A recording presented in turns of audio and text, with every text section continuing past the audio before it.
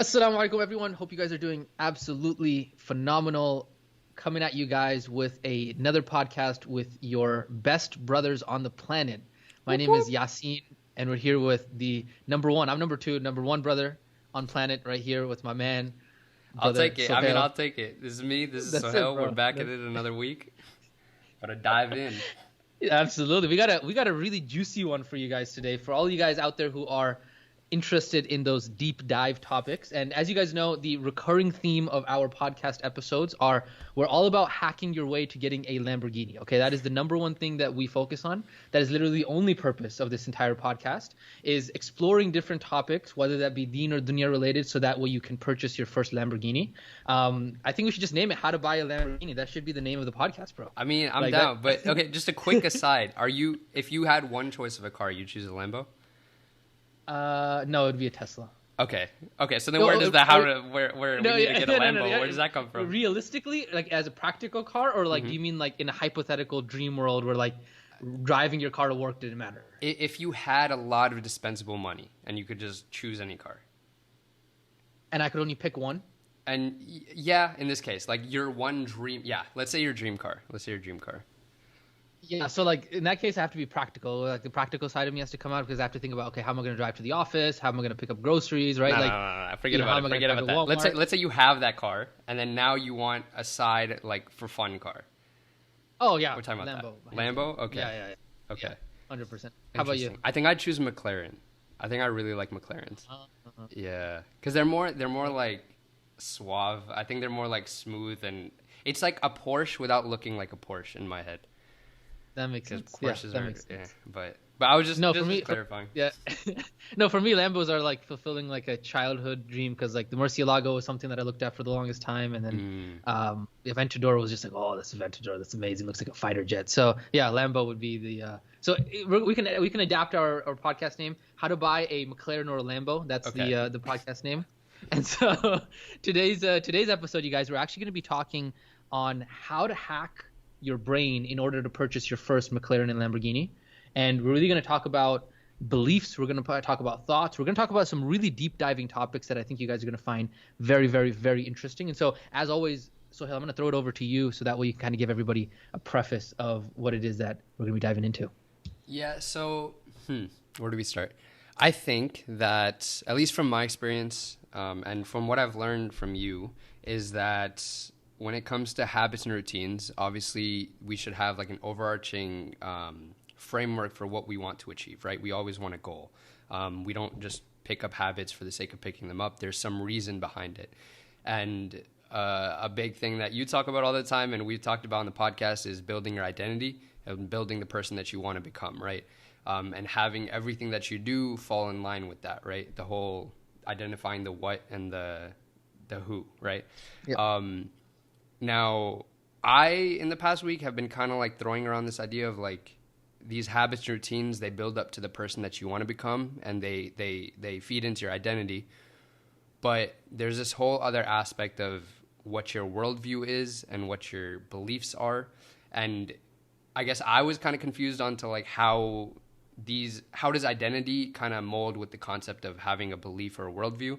And that's essentially like the premise of like what we're going to be talking about, like beliefs, how those beliefs are built up and how your worldview kind of shapes the way you look at reality in a sense. Yeah, absolutely. And I think to give you guys a little bit, the listeners and everybody kind of going through this, some importance to this. The reason why, even though what we're going to talk about here today seems very abstract, it seems something that is very inconsequential. It appears on the surface to be something that's like, some philosophical, like non-practical thing. The truth is that what we talk about a lot of times on these podcast episodes, when we talk about identity, we talk about beliefs, we talk about how your brain works. Those are the fundamental principles that are required in order for you to understand how the game of life works. Because it's so amazing, and I wrote this down we have a dump called the podcast dump ideas, where for me it's so surprising how little the vast majority of people actually understand the game that they're playing. Because this game of life, it is really a game. Like there's just like you play basketball, there's rules, right? There's like double dribbling, there's like, hey, I'm going to do a layup, I'm going to do these things. The more you can understand how this game works, the very fundamentals of this game, the better you're going to be at actually succeeding in the game, right? Because if you don't understand, like every single time you do a double dribble, but you don't know double dribble exists, and then the ref calls you out, and then you get kicked out of the game for whatever reason, right? Or you're like punching people in the basketball game, and then the ref is like, "Hey, three fouls, you're out," and you'll get upset because you're like, "Oh man, these people, I can't play this game because all these people are getting in my way. It's all like it's terrible, it's terrible." The reason being is because you just don't understand how the game works. And the more you can understand how the game works, the better you're going to be able to play according to the rules. And when you can play according to the rules, you can actually then hack the rules and then get your Lambo and your McLaren and take it from there. And so what we're going to be talking about today is, I think what Sohail prefaced here, and the question that Sohail had was basically, how is your identity different or the same or encompassing of your habits and routines and your beliefs? And we're going to talk a little bit more on what beliefs are and what makes up beliefs and why beliefs are so important, because I think beliefs are a concept by themselves that are not really understood by a lot of people. So I guess what we could kind of dive into is, first off, it's very important to understand that your identity is not something that is made up of just one specific thing. Your identity is made up of an amalgam of a wide range of things. So it includes your appearance, it includes your habits, it includes your routines, it includes your upbringing, it includes your beliefs, it includes your preferences, it includes your opinions, whether you like pizza or burgers. Personally, I like both of them. I like burgers better because you get more protein value out of them. How about you, Sohail? I would say the same. Unless if you go to ZOL's, then pizza for sure.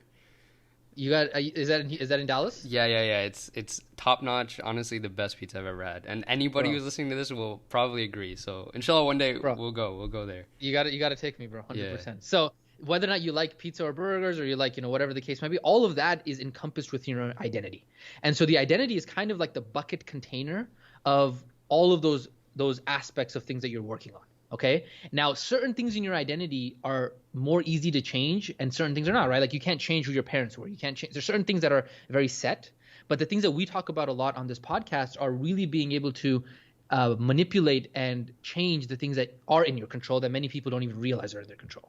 So yeah, let me get your thoughts on that and what's going on here. So yeah, I guess to start off with what I was talking about in the beginning, the way I was understanding it is, the identity obviously is like who you want to become, right? So you have an ideal version of yourself in your head, and everything that you do should somehow funnel into that, right? And somehow should guide you towards that. And the reason I was confused is because initially I was thinking about, like, one thing I always think about, and like one fear I have mentally, is that like sometime in the future when I'm like way older, I'll get to the point where I'll kind of not become stagnant, but like I'll become complacent in the way I think about things. And especially in a world where things are changing all the time, technology's changing, politics, all that stuff. It's important to always stay like flexible and kind of open-minded to things. And I have this like subconscious fear that like when I'm 60, like when a certain age comes, suddenly like things will cut off and then I'll not be open to new ideas anymore. And I think that might just be because of my experiences and knowing people who are older that seem to be a little more naive in the way that they accept new things and they view things from the perspective of being like the older generation. And there's like this inherent idea that we don't have to accept what's coming new. Like we have our way of doing things, and this new stuff is kind of just, it's there. And I see that in myself too. Like now I'm like looking at like TikTok and all these things, and I'm like, I feel like an old person because I'm like, I'm thinking in that way. I'm like already like, this is stupid. Like why is this there? But the reason I say all that is because I was viewing it from the perspective of I should build habits and routines so that I don't fall into that belief system. And I guess I was viewing that from the perspective of that's a belief. That's an inherent belief that the way that I lived my life and I was brought up is somehow superior to what's happening now. And I don't really want to conform. I don't want to open my mind up to new ideas. And so I guess that ramble was just to say, like, beliefs in my head are, like you said, the way you view reality as it is. And if your beliefs are locked in, then you become naive. And so I was viewing it from the perspective of building habits and routines that will force your belief system to be more open-minded.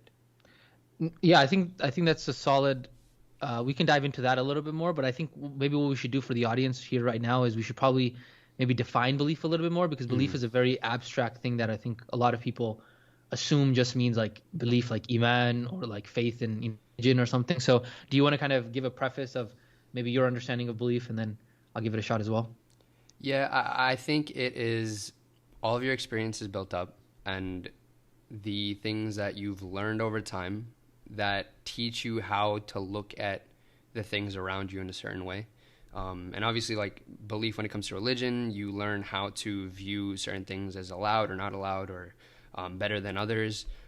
Beliefs in terms of the culture you're brought up in, certain things are taboo, certain things aren't. So I think belief in general is a way of looking at things molded by your experiences, by your interactions with people, by things you've learned. Yeah, I think that's how I would word beliefs.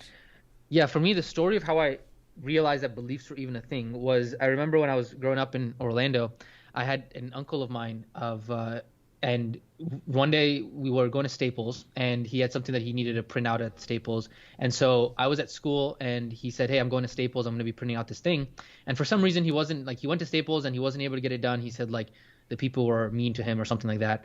And then the next day, I was like, Uncle, that doesn't make any sense. Like, why would the people be mean to you? Why couldn't you print out the thing? Like, what's going on here? I was confused. And so the next day I was like, okay, I'll go with him to go to the Staples and print out this, whatever he had to print out, some document or something.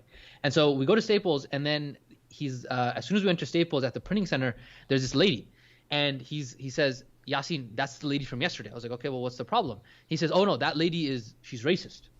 She's just like really, really racist.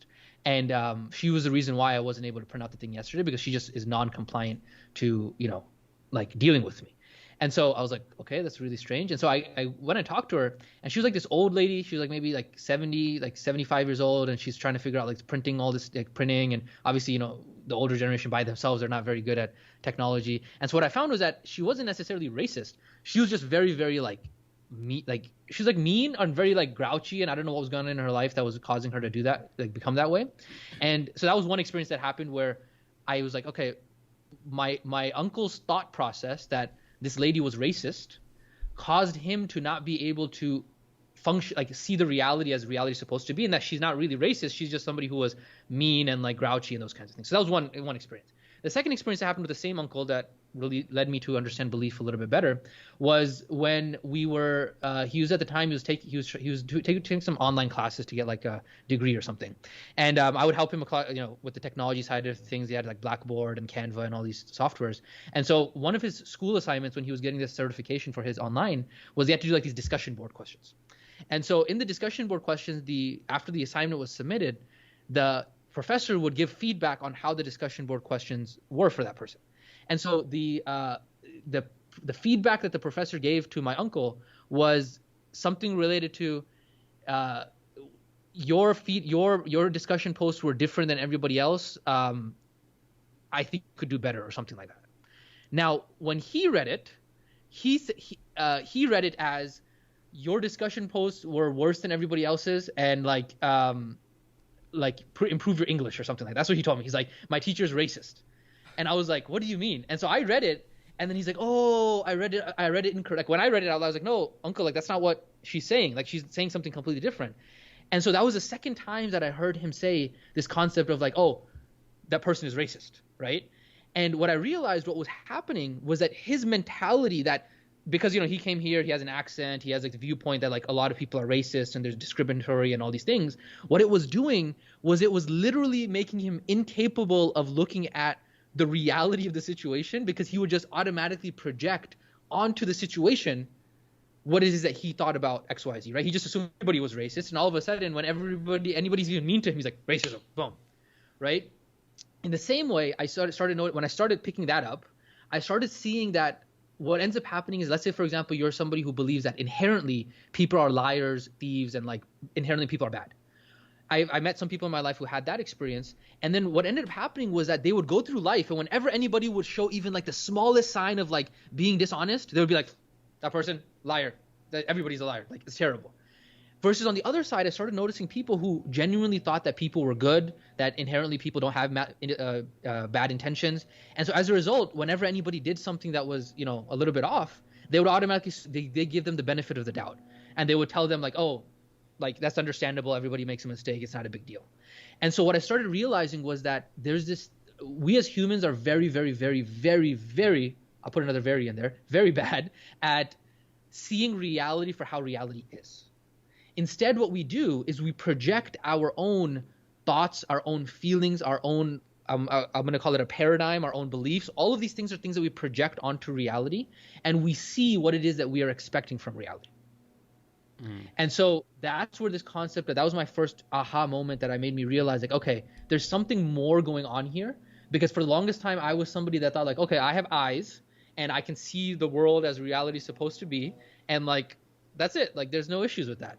But as I started to dive into this deeper, I realized that there was more going on to this. And so that's the inception of belief. And that's why there's a grass cutter in my in my lawn going on. But let me get your thoughts on grass that. To be really tall. Yeah, there, it's perceiving my grass. It's my perception that the grass cutter is making noise. So that's why it's eating up for me. But what are your thoughts on that? So no, man, I think this whole concept of people having different perspectives is so interesting. Like, when I think the one thing that like made me like actually think about it deeply was it's that simple topic of when I see the color red and you see the color red, like, who's to say that we're seeing the same thing, right? Like, we both call this thing red, like we call this color red, but how do I know that what you're seeing isn't just what you label as red? Like, you could be seeing white and you could just call it red because you've lived your whole life calling that thing red. And that alone, it opens up so many like questions as to like, I think the awareness of knowing that other people have different perspectives and knowing that everybody has different experiences is in and of itself an answer to trying to get out of your own mindset, because you have to acknowledge the fact that like the way I'm seeing it, other people are seeing it differently. And it's not their fault. It's just because they were raised differently than I was. So I think this is just such an interesting topic to me just because of that, because it's like everything in essence, reality it's not reality, like, to any of us. Like, we don't know what everything around us actually is. And that's such like a meta fake deep type of topic, but it's really interesting how all this stuff works. And so I'm with you on that, because the whole color thing has always been trippy for me. It's like, whether or not people are stylish or not, it's like whether the colors go together with my clothes, like, you don't even really know if that's the case or not. But that would really, these are the thoughts that really got me down the rabbit hole of wanting to learn more about this. And I think that's kind of what you and I want to discuss in today's podcast episode, is really laying down some bars, as we do here on the Sohail and Yasin podcast, on, okay, how does this actually work, right? Like, okay, we realize that this is the situation. What does that, like, how does that occur?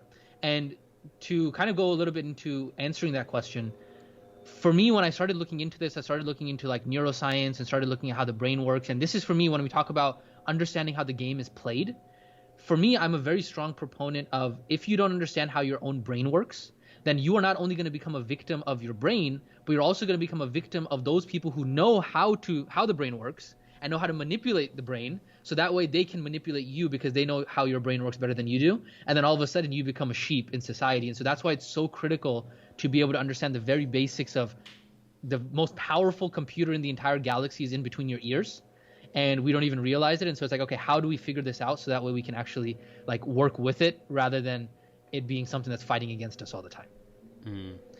And so so diving into this here, let's answer the question.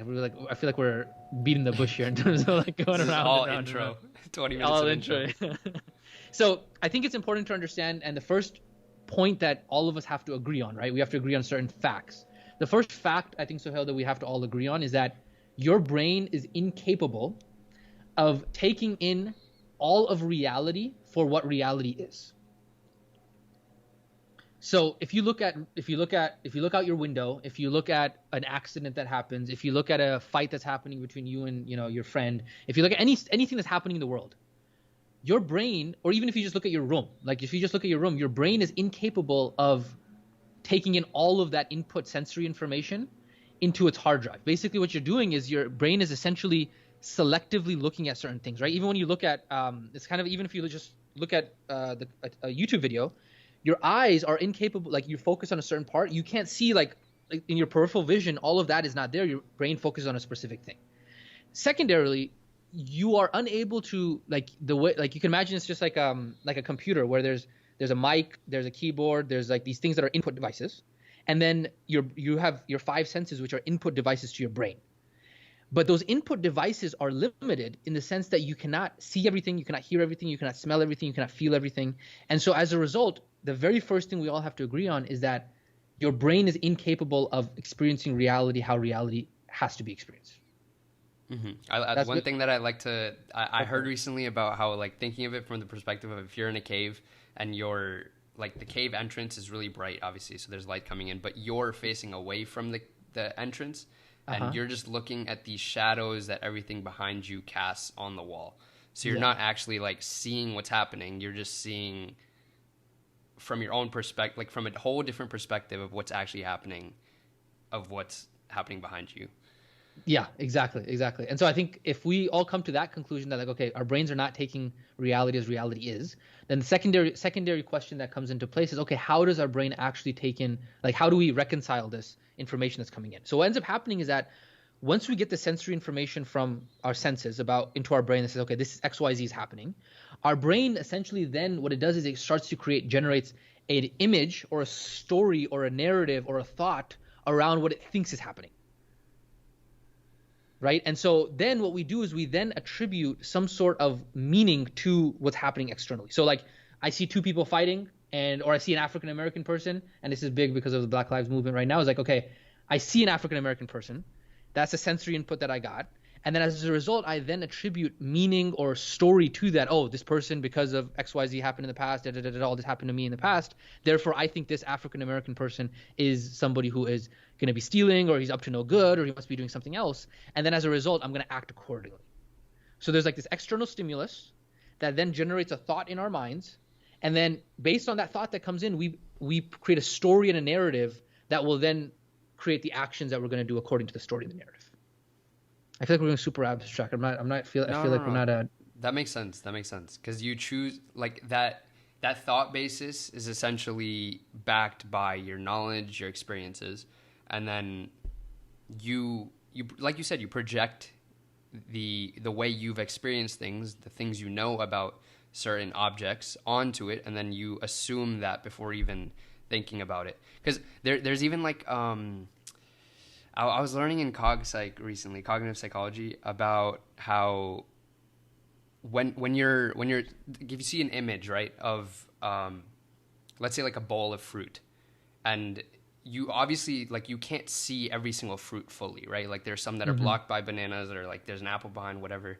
And if you were to look at, like, a 2D representation, a black and white representation of that, you'll see just lines, right? You just see lines, you see no colors, and you'll see all the different shapes. But because you have this knowledge of what a banana looks like, and you know that when something isn't in your sight, part of it will be visible on each side, knowing these, like, heuristics in a way is what guides you to know that that's a fruit bowl without needing any color or without needing any actual 3D aspect to it, like just having that 2D thing. So I think, like, right, literally everything, even like you said, neuroscience backs the fact that we see things and our brain attributes meaning to it in order for us to actually understand what it is.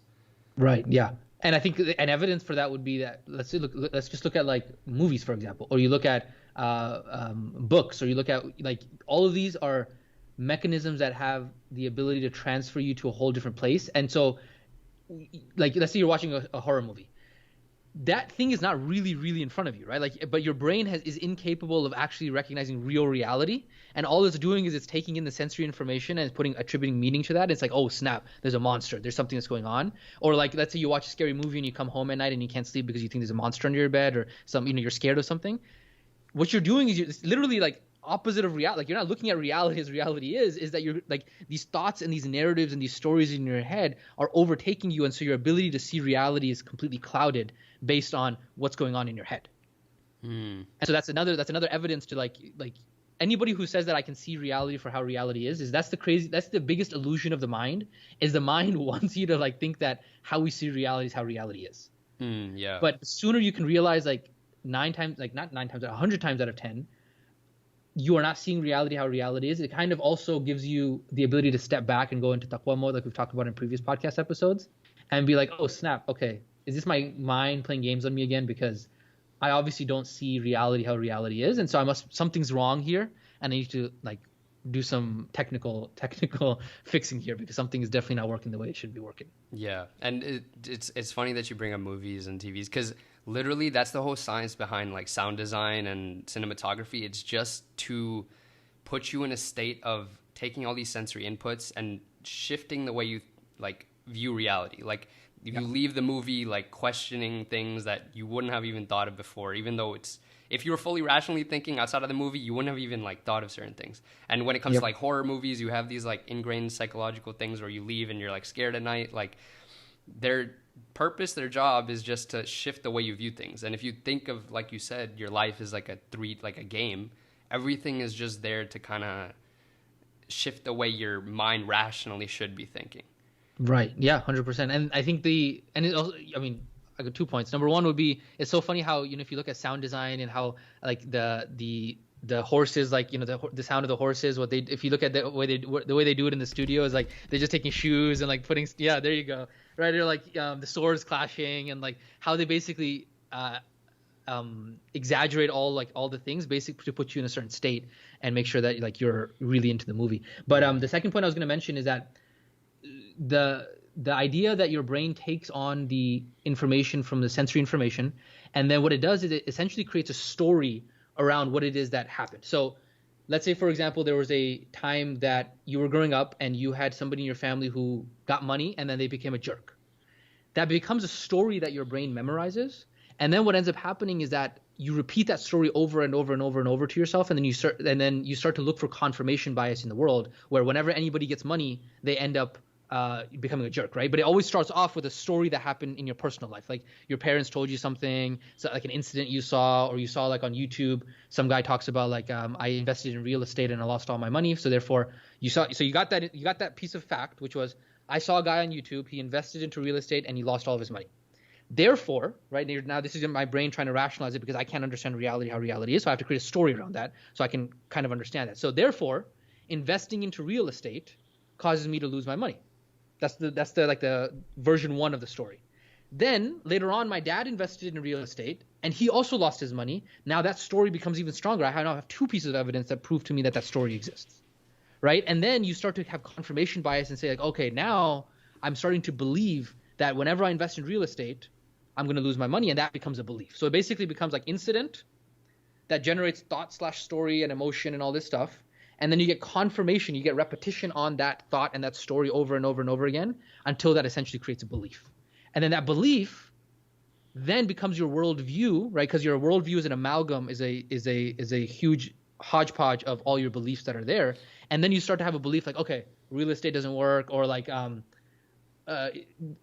I was trying to, like, let's use a marriage example because right now, ladies and gentlemen, if ladies listen to this, I'm on the market and potentially I think that's it, guys. Let me know. I gotta. I'm not even gonna go there. I was gonna say some jokes about this. I don't want to get off track here. But like let's say for example, I was talking to a sister and the sister was mean, and therefore I start to get the story that sisters who are from Dallas, I've had 3 or 4 examples that they're always mean to me. Hypothetical. It's not real. I'm just giving hypothetical. Therefore, I start to create this belief that sisters in Dallas are just really, really stuck up and they're just really mean individuals. And then all of a sudden, I start to have a perception that when I meet a sister from Dallas, I automatically, remember the story of my uncle, I automatically assume that, oh, here's a lady from Dallas. Here we go. She's going to be mean. And then even if she's not mean, I act as if she is mean. And then all of a sudden she gets mean because she's like, bro, why are you acting as if I'm going to be mean? It's going to become like a self-fulfilling prophecy, basically.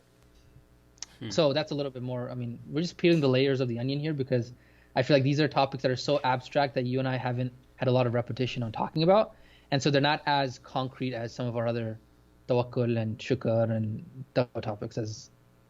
Yeah, it makes sense. I know what you mean because like thinking of it from a hypothetical, like abstract sense kind of makes it very hard to think you can actually practically do anything. Because right now, like, okay, so we've established there's an input. You have these thoughts and emotions that create a story on how you perceive something, like a narrative. And then obviously the more you see something, the more it'll become ingrained and that becomes solidified. So is there a way for us to sort of, because we talked about before how like when we're thinking about happiness or like when we have emotions, we have an emotion and we attribute a thought to it. And it's important to kind of break that and like jump in before we actually attribute an emotion to a thought. it was the other way around, attributing an emotion to a thought, right? Yeah, And before like solidifying that, I guess, in a way, and making that part of the way you're feeling, Mm-hmm. or like adding to the way you're thinking about things in general. But is there a way to kind of jump in to kind of break that, all right, like the confirmation bias thing? And it's tough because you have to create a mindset of being a critical thinker. So I think a lot of people who might be listening to this, and I think a lot of people in general, we're not used to questioning like the status quo, and you have to always be willing to question everything, and that's a personality trait that takes time to develop, and that includes your own thoughts and your own beliefs and your own feelings. And you have to, like, I think a lot of people have difficulty, like they want to very much be confident who they are, and so as a result they have sometimes difficulty questioning even their own beliefs, and they start to marry the fact that they think that the world works in a certain way. So like there's people who, let's say, like, oh, Trump is a racist. I think that's questionable whether Trump is a racist. Oh, most like white people are, most white people are racist, or most people are this, or most people are that, or all the things that you have. First off, you have to try to create a critical thinking mindset of questioning yourself all the time. But in terms of what you're talking about, it's like, okay, you have an event. That event generates a thought. You then attribute meaning to the thought. You then attribute story to the thought. You then attribute emotion to the thought. So it's like 3 steps, right? You have event. That event generated a thought in your mind. Then what happens is that you then attribute one of 3 things, or all 3, which is emotion, meaning, or story, to that thought. Okay. And then what happens is that programs your reticular activation system, which we talked about in the past, which is a part of your brain that searches for confirmation on those things. And so you're like, okay, event happened. I saw some guy on YouTube lost all of his money in real estate, right? That generated a thought that, people lose money when they generate real estate, when they go into real estate. I started attributing a story and an emotion and meaning to that, which then I started looking for confirmation with my reticular activation system as that, is that true or not? And I started seeing everywhere around me examples of people losing money when they went into real estate. And then therefore enough cycles of that created my belief. So it's like 5-step process. Okay. And then once you have a belief, that becomes one of your beliefs, that you have a huge number of beliefs. And then that shapes your worldview on how you think people are. So you might have a belief that people are inherently mean. You have a belief that business is only for people who started off in wealthy families. You might have a belief that money makes you into somebody who is a jerk. So therefore, like, anybody who has money is a jerk. You believe that what's another one that we could say here, is that I'm fat because my I have depression because my family abused me when I was young. That's not like, that's a belief that you have. That's because equally. So here's another example you can think about this, is that let's say there's 2 twins who came up from the same abusive family that had like an alcoholic father and like a drunkard mother and all this crazy stuff. And one brother, he takes that and he attributes meaning in a different way, and he says, you know what? This happened to me, therefore I can never be anything in life because I have a terrible upbringing, and I'm just going to become a homeless person because there's no way that I can do anything because I was abused my entire life. Versus the other person attributes a different meaning to that thought and that experience and all of those things. And he tells himself a different story, and he tells himself, hey, because that happened to me, I have to make sure that I don't end up like that, so that way my children don't end up like that. And therefore that person becomes, a millionaire and becomes a business person and all of that stuff. Same upbringing, just different meaning, narrative, emotion, story that you then seek in your confirmation bias that develops a different belief. That different belief manifests itself into a different reality. Okay. And I guess, like you were saying, I feel like having too much confidence then, once you have those beliefs, having too much confidence in those beliefs and not allowing yourself to question them or be skeptical about them is where the kind of locked in mindset comes in, where people become too arrogant in the way they're thinking, and then they don't accept new things, and they just don't open the doors for context, I guess. A lot of times, like, fundamental attribution error, I believe that's what it's called, where whenever something happens that's negative, if somebody else does something negative, like bad, or let's say like the teacher he grades your test poorly and says you didn't do that well, you are going to attribute the fact that person is mean. You're not going to give any context to their scenario. You're just going to say that, okay, that person on an identity level, they are a mean person. But if I were the one who's grading the test or like giving out like a bad score, you're going to give context, and you're not going to blame yourself. You're going to blame the scenario, I guess, right? Like maybe this person didn't study and that's why they did poorly. And I guess a better example is if somebody else does poorly on a test, you'll think they're stupid. But if you do poorly on a test, you'll say, okay, I didn't have enough time to study. So Right. I guess in a way, when it comes to these beliefs and events and thoughts that we attribute, or these thoughts that we then build up into a belief system, a lot of times when they are negative, we do this thing where we assume that it's the person on a person level, and then we generalize to either a race or a group of individuals, or on a more higher level, we just generalize it instead of Right. looking at the situation, looking at the actual things that happened and kind of breaking it down and giving excuses, I guess, in a way. That, and then I think it's another interesting fact on top of that is that once you have a belief, the funny thing about our brains are very good at our subconscious minds have one job and one job specifically. It's always to move away from pain and go towards pleasure. It's always survival. That's literally what our brains are designed to do. Allah subhanahu wa ta'ala created our subconscious minds to literally just protect us all the time.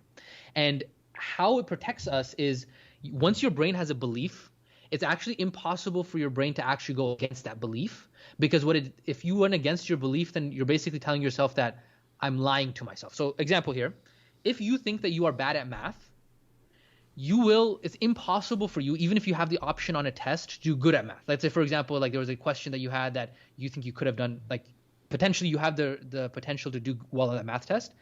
You will purposely self-sabotage because your belief is that I'm bad at math. And so the funny thing about this is that you can see this the most obvious example for this is like kids. If a kid thinks that he's stupid or he's not smart at math or he's very bad at basketball or he's very bad at whatever, fill in the blank, you will see that person does not even give an effort. Like, because I'm bad at math, I have a math test. Well, couldn't you just study for the math test and then potentially do good on the math test? Yeah, but then why doesn't the person do that? Is because they have a belief that I'm just bad at math. What's the point of even studying? And then therefore it becomes a fulfilling prophecy, basically, where they don't study, they get a test, you see, I was bad at math. That becomes another evidence to the fact that they're bad at math. And then they carry this belief because it's been ingrained in them over a number of confirmation biases over and over and over and over again. And so the crazy thing about this is that your beliefs will always define your ability to function in reality. And going back to the identity thing is that if you have any goal, if you have anything that you want to achieve, the reason you haven't really achieved it yet, yes, there's habits, there's routines that you need to get to, but the reason you haven't achieved where you want to go is because your belief about yourself in doing that thing has not gotten to that point yet. Okay, so belief is like a higher level then, in a way, to identity. Because in order for your identity, belief is a step before actually working towards your identity, right? Like you have to believe that you will be able to achieve that before even actually jumping into the process of using the habits and routines to build it. It's all together. So like as you're working on the beliefs and you're working on the habits and the routines, all of that is shaped, because remember, your identity, you never become your identity. You're always in the process of becoming your identity. You never act. It's like a North Star that you can never actually hit. So you're always just defining this identity that you're trying to become. And then you're working your beliefs and your habits and your routines and who you are as a person to become that person. And then the crazy thing about it is once you become that person at some point, those beliefs that you work so hard to ingrain into yourself, they're going to become what we call false and limiting beliefs. So false and limiting beliefs are things that hold you back from getting to where you want to go the next step. So the crazy thing about life is that once you achieve, let's say, for example, you're like, okay, I want to have the beliefs where I can build a business that gets me $10,000 a month in business, right? That's what I want to do. But then the crazy thing is that all of the beliefs that got you to becoming a business owner that has a $10,000 a month business, those are the same beliefs that are now going to hold you back from making a $20,000, $30,000, $40,000 a month business.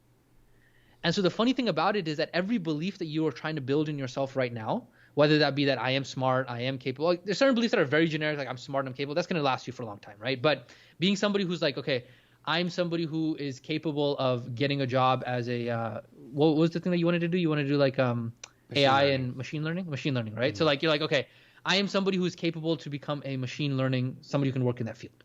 You're developing that belief. Okay, do I have the confidence to do that? Do I have the confidence? Once you become a machine learning like person who has that thing, you then have to change your beliefs and say, okay, what's next? Where am I going to go next? Otherwise, if you keep those beliefs and you stay there, then you're going to have that 60-year-old effect that you talked about where you don't actually adjust your beliefs and take it to the next level and say, okay, what's the next thing that I need to work on? Okay. And so it's kind of like this cycle where your every belief that you're trying to work on building right now will always become a limiting belief later on in life. Okay. So again, obviously, in order to not become complacent, you have to constantly be reviewing those beliefs and those goals that you have. So you're constantly like updating them so that you're not becoming stagnant on a certain level and keep moving up, I guess. Yeah, one of my principles. So I would encourage you guys to do this after you guys have nailed down all these what, why, who, and all these kinds of things. Is another thing you can do for yourself and create the values and principles of your life. So this is a little bit more of an advanced exercise where you can start to figure out, okay, what are the core principles that I live my life by, and what are the values that I live my life by? And for me, one of my core principles in life is grow or die. That's like one of my principles. So I have a couple different principles. One of input, output, communication above all else. Like I have maybe 8 or 9. One of the key values of my entire life is grow or die. Meaning, I'm a very strong believer that either you are growing or you are dying. There is no in between. And so because that's a core tenet of mine, whenever, and what you use these principles for, just FYI, so you guys know, if you ever do that exercise or that activity, is that whenever you have a decision in life that you need to make, you always need to lean on your values in order to make that decision.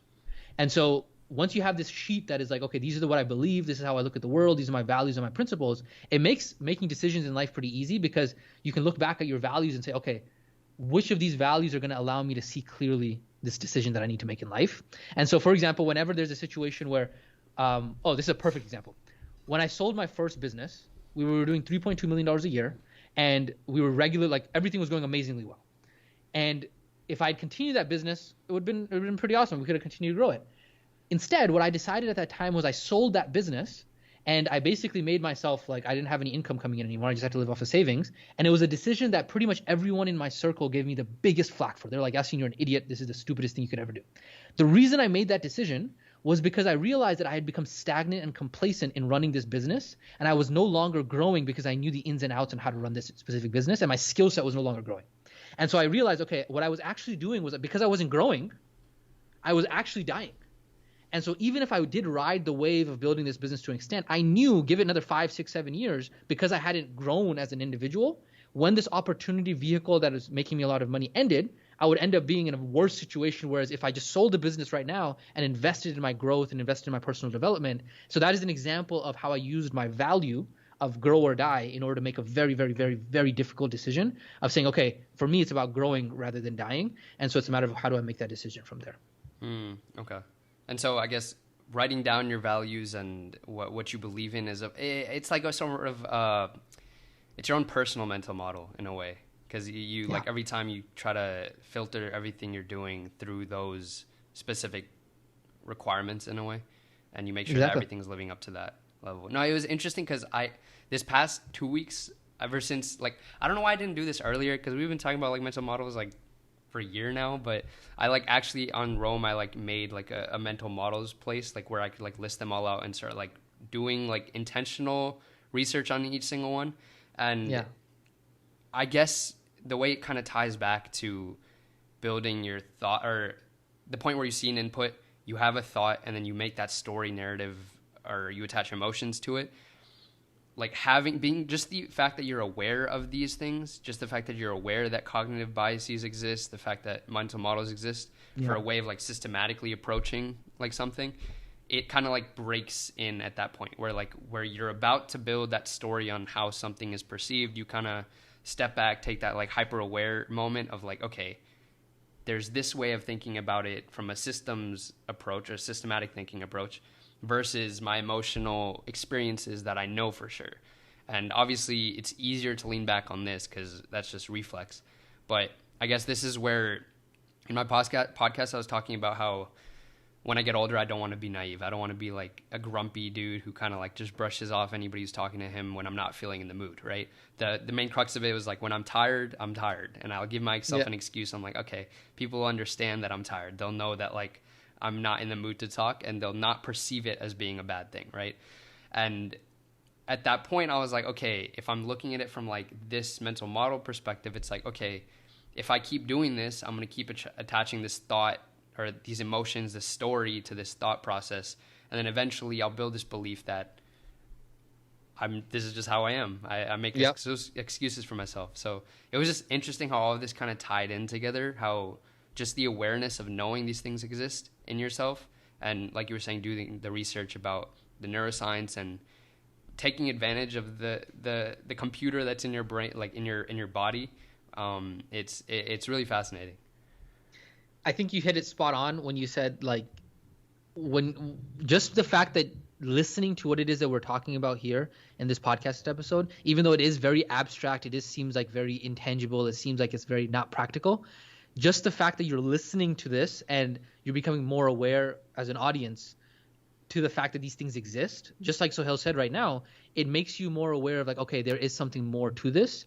And so just having the knowledge of it makes you so much more further ahead in being able to, like, understand what it is that we're talking about. And so I know it's abstract. I know, like, I can feel it. Like, I know sometimes when you and I are dropping bars, you can feel like, bro, this is connecting. Like, you know, like, we're really on it. And I know that this podcast episode seems a little bit more abstract. It seems like, what's actually going on here? But if you really just give it some thought as an audience member and really just think about, okay, I can understand what they're saying here. And then what you're going to now do is, this is a thought that we put in your head, right? Like, you've listened to this podcast. Oh, let's use this framework, like meta. Let's go super meta. You've listened. There's an event that happened, which is you're listening to this podcast and you're getting these new thoughts in your head about thoughts. It's like Inception. It's like movie. It's like a dream within a dream. It's like you're getting thoughts in your head about neuroscience and thoughts and stuff like that. Now your job is to start attributing emotion, narrative, story to these kinds of things. And then your brain is going to start to look into the world for confirmation about how this exists. So in the same way that when Sohail and I first talked about this last year on our Fajr walks, I put the thought in his head that this thing like mental models and all this stuff existed. Then you entertained it. You know, you're like, oh, this is really interesting. Let me look into it. Maybe, like, you know, let me just look for confirmation of this. And then slowly over time, that started to become a belief that, okay, this is how the world really works. And now you're starting to implement it more and more into your daily life because it's becoming a belief that, hey, this is the way the world works. These are mental models. These are all the things that happen, basically. So that's what I would say, is that it's a very good point that Sohail mentioned, that I'm happy that we're putting these thoughts in your guys' heads, because of the fact that I don't think there's a lot of other people who talk about these topics.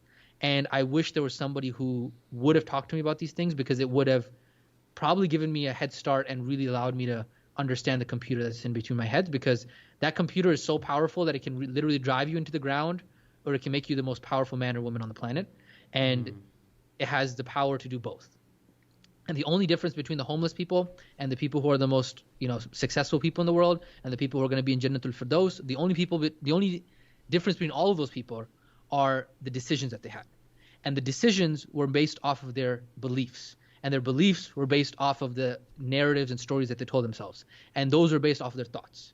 And so at the end of the day, you getting to Jannatul Firdaus, you getting your McLaren, you getting your Lamborghini, you becoming a homeless person, or you're becoming the most powerful person on the planet, this is the game. Like, the more you understand how this game is played, the better you're going to be able to hack this game, be able to make better decisions in your life, and then really go out there and get what it is that you want.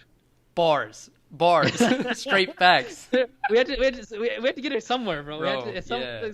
We always warm up. It takes us sometimes an hour to get warmed up. Sometimes it takes a little bit longer, a little bit shorter, but eventually it comes out. Yeah, no, and it makes sense because all the context is needed to kind of get to that point, you know, like in understanding it. But yeah, absolutely. It's a beautiful way to wrap it all up, I guess.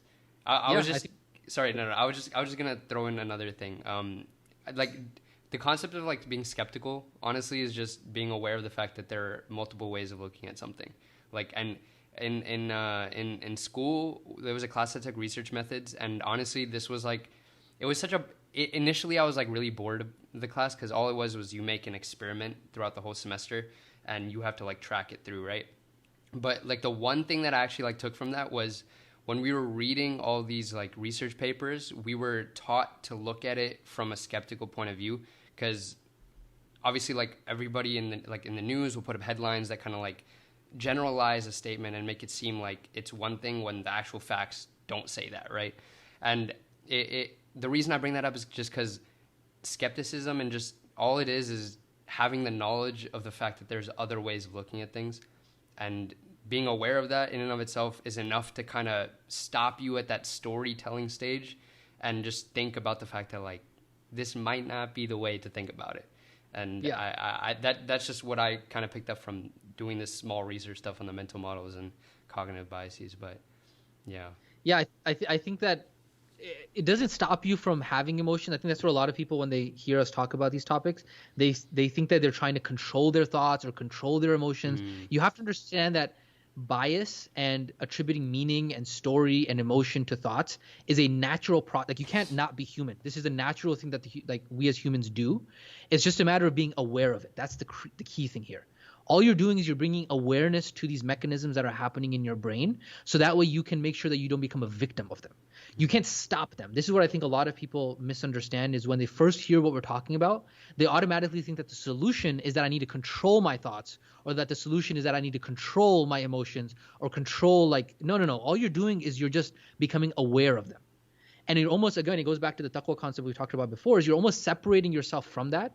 And in many ways, you can kind of sometimes laugh at the story that, like, it happens because there's certain things that are going to happen in your life that, and certain stories that are in your head that you cannot stop. Like, there's certain things, the way that I was raised in terms of, for me, for example, I'll be very vulnerable here. The reason why I'm so intense in my life is because of the fact that when I was growing up, and this might be the story for a lot of Muslims and Desi people, Desi kids who were growing up in America, was that I was never enough. Meaning, if I got a 95 on the test, it was, why wasn't it 100? Right? It's every time I did X, right? I remember, if I did something in Deen, why wasn't it more than that? If I did something in school, why wasn't it more than that? It was like always like, you can do more.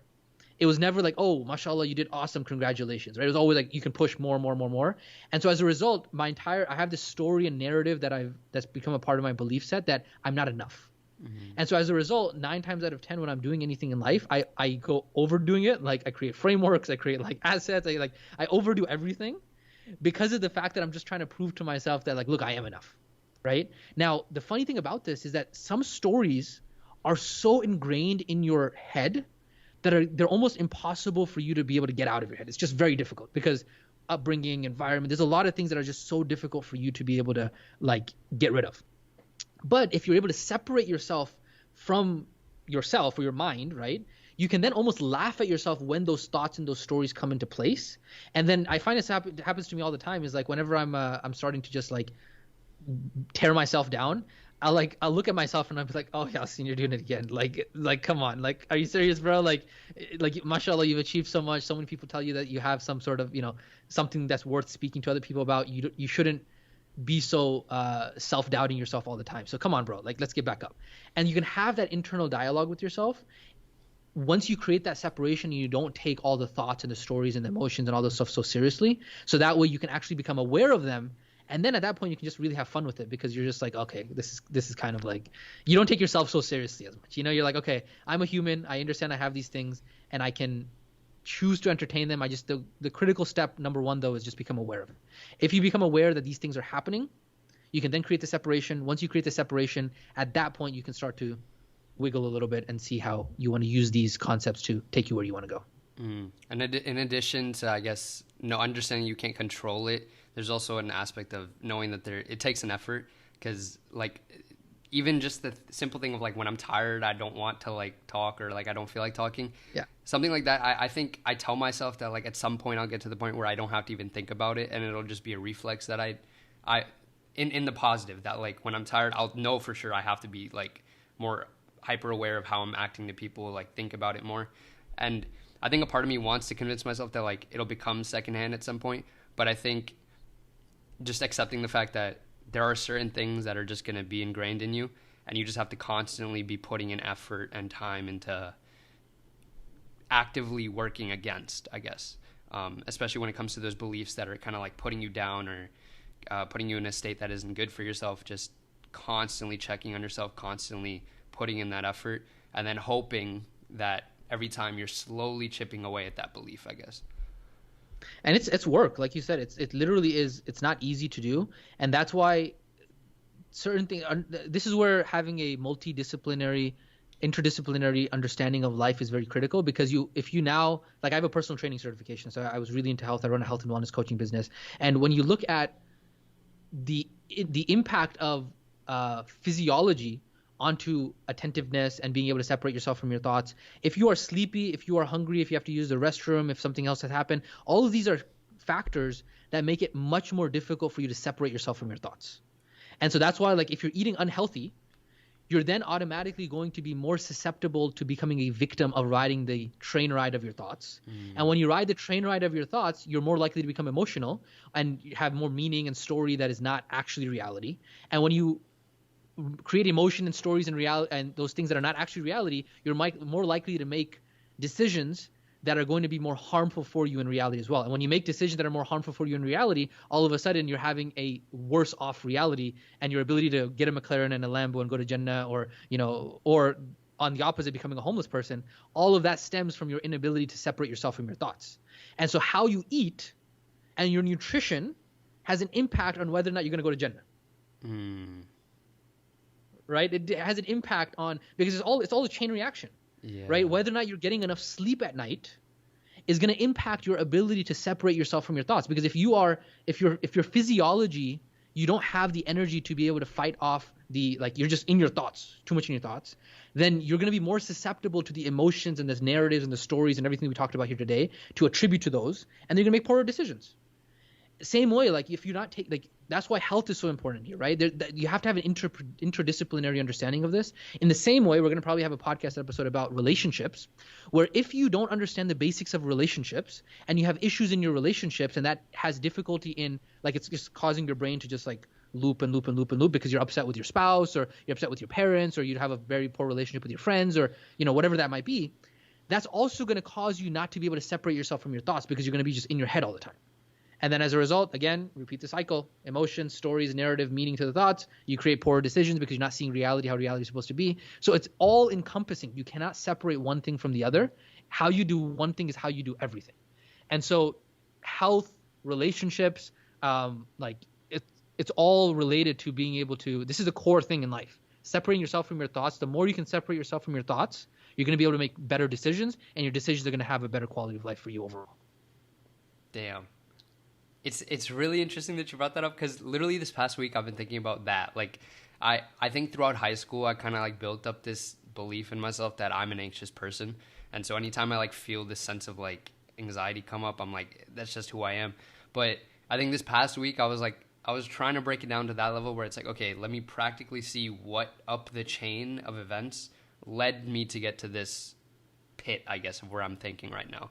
And it's, yeah, that was a beautiful way to say it. Everything has an interaction on the way you think, and it's important to not single out one thing and actually look at everything holistically.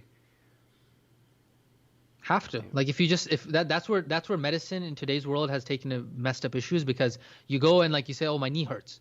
Cool, we're going to do knee surgery. But 9 times out of 10, if you study mobility, you will see that your knee might hurt because your back, your back might be messed up, and therefore it's causing your knee to hurt. And so if you don't have a holistic viewpoint and looking at the whole picture, you end up solving for symptoms and not the actual root problem.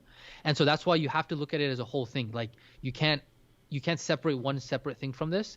Is if you have certain issues with controlling your emotions, your diet could be a factor for that. If you have difficulty controlling your emotions, your sleep might be a contributing factor to that. If you have difficulty controlling your emotions, like, your relationship with your spouse might be a contributing factor. There's a lot of hodgepodge that's related to there, and you have to step back and have a holistic viewpoint. Once you want, like, that's step 2 though. First step is, for everybody listening to this, you have to first understand what it is that we talked about, which is events happen, create thoughts. For those thoughts, you create meaning, story, or emotion. You then program your reticular activation system to see confirmation for those things, and that creates a bias, or that creates a belief, right? And then once you have that belief, you then create decisions based on that belief and that lens that you have on reality. That's the foundation. Once you understand that, it's like, okay, now how do I make sure that I can stay in the separation between my thoughts and myself, and always be able to monitor those, so that way you're being vigilant across the entire spectrum. No, that's great. And you summarized essentially what this conversation was about. And I guess just to add on to that, the practical steps that we discussed, or we kind of hinted at, you said an advanced technique is to kind of list out all your values and the things that kind of impact the way that you want to believe about things, or the way you go about your life. And always referring back to that when it comes to these decisions or choices that you have to make, because that's essentially the core of what you are, I guess. Yeah. Okay. And a good book, if you guys want to read a good book on this, if you read a book, it's called Psycho-Cybernetics by Dr. Maxwell Maltz. He basically goes into this. So the backstory of this book is that Dr. Maltz was a plastic surgeon, and he was so fascinated by this concept that ended up happening with people, was that they would think that they are ugly. And then whenever he would give them a brand new nose, which is like a Hollywood nose, that like you get a nose job or they get like, a face, like, facelift or whatever it might be, they still think they're ugly. And he's like, how is this possible? Like they look at the mirror, and that's where he started really researching like body dysmorphia and how people don't, like, they look in the mirror and they don't see what is actually in the mirror. It's like literally like you cannot. It doesn't get any more reality than looking in a mirror. Like, you look at a mirror, it's like if I measure your arms are 4 inches long, they're 4 inches. Like, why do you see things not as 4 inches? Like, something's wrong here. You're not seeing reality for how reality is. And so he got really interested in this, and so therefore he wrote this entire book of his research findings that he found. He basically became a scientist after that, and he basically broke down this concept of beliefs and self-image. And so that's the first book that kind of goes into this. And then if you want like the rated R version of that, which not in a graphic like bad word, but like the PhD doctoral version of this, there's another book called Reality Transurfing, which is like 800 pages long. And that's why I say it's like the rated R version, because it's so big on the same topic. But it's like, if you read it, it expands on this as well. But the basics of it is what we talked about in today's podcast. Okay. I've heard about psychocybernetics. I've had that on my like to read list for like a year now, but I just never got to it. But I think after this conversation, I'll definitely give it a shot. But absolutely, I think that's a beautiful way to wrap it all up, to give the practical advice and discuss what we talked about. So, this podcast was about beliefs, about building your beliefs, and the awareness and knowledge of knowing that, just knowing this whole system, honestly, in a way, is enough to kind of start breaking at your own internal way of thinking. Any closing thoughts? I mean, bottom line is just, the more you learn about how the game is played, I promise you will become a better player, and really educate yourself on how this entire game is played, because it's so surprising how little people know about the game that they've been playing their entire life. And so the more you learn about it, the better you will be having at chances of getting your McLaren and your Lamborghini. So go out there, get your Lambos. That's the most important thing, as you guys know. And of course, getting Jannah and making sure you're not homeless and making the money that you want, making the impact that you want, and going out there and crush it. So yeah, I guess we will catch you guys on the next one. Oh yeah. All right. All right. We'll call that a wrap on today. Wa alaikum assalam.